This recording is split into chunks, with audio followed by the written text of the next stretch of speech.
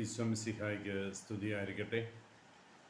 വിശുദ്ധ യോഹന്നാൻ്റെ സുവിശേഷം 15-ാമത്തെ അധ്യായം 18 മുതൽ 27 വരെയുള്ള തിരുവചന ഭാഗമാണ് നാം ഇന്ന് ധ്യാന വിഷയമാക്കുന്നത്. കർത്താവ് ഈ ലോകത്തിലേക്ക് കടന്നു വന്നത് ലോകത്തെ മുഴുവനും രക്ഷിക്കുവാനാണ് എന്ന് നമുക്കറിയാം. എന്നാൽ ദൈവത്തിൻ്റെ രക്ഷ നമുക്ക് കരഗതമാകുന്നത് നാം ആ രക്ഷാകര പ്രവർത്തനങ്ങളോട് എത്രമാത്രം സഹകരിക്കുന്നു എന്നതിൻ്റെ അടിസ്ഥാനത്തിലാണ് എന്ന് ഈ കാലഘട്ടത്തിലെ പ്രബോധനങ്ങളിൽ നിന്ന് നമുക്ക് ബോധ്യമായിട്ടുള്ളത്. അനാദിയിലെ യേശുനാഥൻ ഈ ലോകത്തിലേക്ക് കടന്നു വന്ന് നമുക്കായിട്ടുള്ള രക്ഷ തൻ്റെ കാൽവരി മലയിലെ മഹാത്യാഗം വഴി നേടിയെടുത്തു കഴിഞ്ഞു. യോഹന്നാൻ്റെ സുവിശേഷം 17-ാമത്തെ അധ്യായത്തിൽ നാം വായിക്കുന്ന ഈശോയുടെ പ്രാർത്ഥനയുണ്ട്.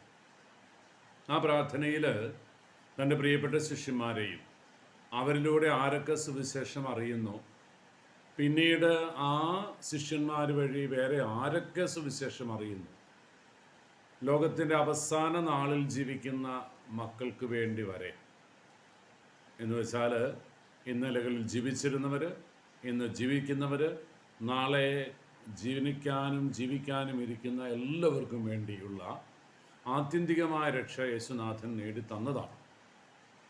എന്നാൽ യേശുനാഥൻ നമുക്കായി നേടിത്തന്ന രക്ഷ നമ്മുടെ അവകാശമല്ല. ഇത് നമ്മളുടേതാക്കി മാറ്റണമെങ്കിൽ നമ്മുടെ ജീവിതത്തിൽ കഠിനമായ ഒരു പ്രയത്നം ആവശ്യമുണ്ട്.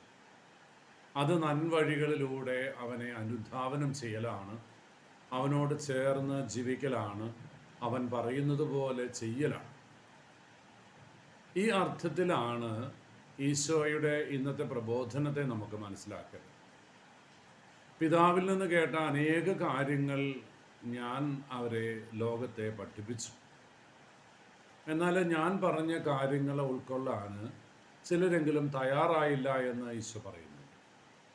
ഒരുപക്ഷെ ഭൗതിക ജീവിതത്തിൽ വെച്ച്, ഈ ലോക ജീവിതത്തിൽ വെച്ച് ഏറ്റവും കൂടുതൽ തെറ്റിദ്ധരിക്കപ്പെട്ട ഒരു വ്യക്തിയാണ് ഈശോ. ഈശോയുടെ പ്രബോധനങ്ങൾ അനുധാവനം ചെയ്തവർ തുലവും വിരളമായിരുന്നു. 3 വർഷക്കാലത്തെ പരസ്യജീവിതം കൊണ്ട് അവിടുന്ന് തന്നോട് ചേർന്നിരുന്നവരെയൊക്കെ വലിയ ബോധ്യത്തിലേക്കും സൗഖ്യത്തിലേക്കും അനുഗ്രഹത്തിലേക്കുമൊക്കെ നയിച്ചുവെങ്കിലും അവിടുത്തെ തള്ളിപ്പറഞ്ഞവരും അവിടെ നിന്ന് ഓടിയകന്നവരും അവിടെ നിന്ന് മാറി നടന്നവരുമൊക്കെ ഒരുപാടുണ്ടായിരുന്നു. ഈശോ പറയുന്നത് അവനോട് ചേർന്നിരിക്കുന്നവർക്ക് മാത്രം രക്ഷ എന്ന്. ലൂക്കാസ് സുവിശേഷം 15-ാം അധ്യായം നമ്മുടെ മുമ്പിൽ അവതരിപ്പിക്കുന്ന 3 കഥകൾ അക്കാര്യമാണല്ലോ സൂചിപ്പിക്കുന്നത്. ധൂർത്തപുത്രൻ്റെ കഥയിൽ മടങ്ങി വന്ന ധൂർത്തപുത്രൻ മാത്രമാണ് സൗഖ്യം നേടുക. കാണാതെ പോയ ആടിൻ്റെ കഥയിലും നാം വായിക്കുന്നത് അതുതന്നെയാണ്. ആടിനെ തേടിയിറങ്ങിയ ഇടയനെ കിട്ടിയത് ആട് ഉറക്കെ കരഞ്ഞതുകൊണ്ടാണെന്ന് നമ്മൾ പറഞ്ഞു. പ്രിയപ്പെട്ടവരെ, എനിക്കും നിങ്ങൾക്കുമൊക്കെ വേണ്ടിയിട്ട് യേശുനാഥൻ ഒരുക്കിയിരിക്കുന്ന നിത്യമായ രക്ഷ നമ്മുടേതാക്കി മാറ്റണമെങ്കിൽ നമ്മൾ അവിടുത്തോട് പോസിറ്റീവായിട്ട് പ്രതികരിക്കണം.